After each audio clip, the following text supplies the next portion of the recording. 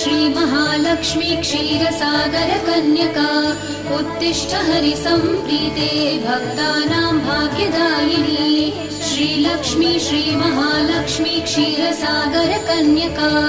उत्तिष्ठ हरिसम्प्रीते भक्तानां भाग्यदायिनी उत्तिष्ठोत्तिष्ठ श्रीलक्ष्मी विष्णुवक्षस्थलालये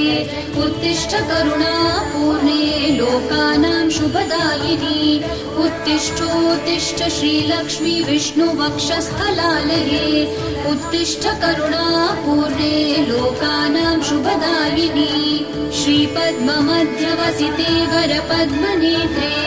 श्रीपद्महस्तचिरपूजितपद्मपादे श्रीपद्मजातजननी शुभपद्मवक्त्रे श्रीलक्ष्मी भक्तवरदे तव सुप्रभातम्।